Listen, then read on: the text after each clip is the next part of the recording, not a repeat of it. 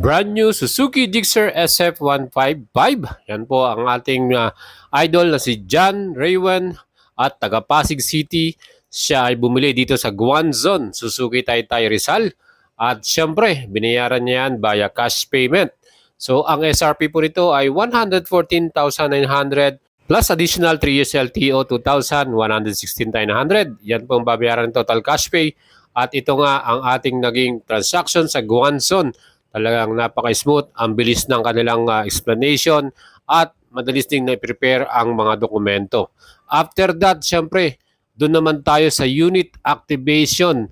At dito naman ipapakita kung lahat ay nagpa-function gaya ng ating instrument display, paano siya gamitin, ang mga ilaw ba ay nagpa-function at gumagana gaya ng brake light, headlight at ang mga signal light.